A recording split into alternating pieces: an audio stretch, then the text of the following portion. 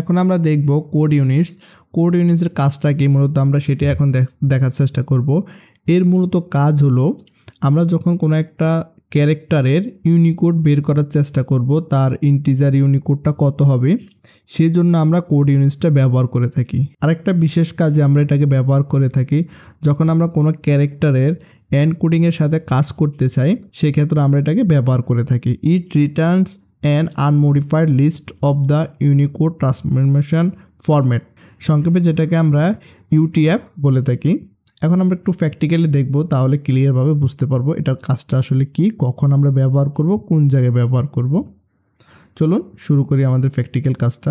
ইউনিকোডসটা বের করার জন্য আমি প্রথমেই VS কোডে একটা প্রজেক্ট ক্রিয়েট করেছি, এটা ডাট ফাইল ক্রিয়েট করেছি, তার মধ্যে একটা ভেরিয়েবল নিয়েছি স্ট্রিং টাইপের টেক্সট হেলো। এটা আপনারা অনেকেই জানেন, সিম্পল একটা জিনিস, একটা ভেরিয়েবল নিয়েছি স্ট্রিং টাইপের, ভেরিয়েবলের নাম হলো টেক্সট।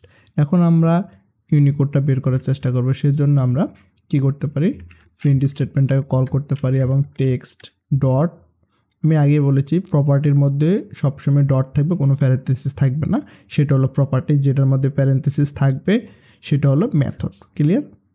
তার জন্য আমি ডট দিয়েছি এবং ইউনিকোডকে কল করব, কোড ইউনিটসটাকে কল করলাম। যদি প্রোগ্রামটা রান করি দেখতে পারেন আউটপুটে কি আসে। হেলোর এইচের ইউনিকোড হলো 72, তারপরে এর ইউনিকোড হলো 101, এল এর 108 এবং এল এর 108 এবং 341 হলো 0 ইউনিকোড। তাহলে আপনারা বুঝতে পারলেন কিভাবে আমরা ইউনিকোড বের করি ইউনিকোড ক্লাসের মাধ্যমে।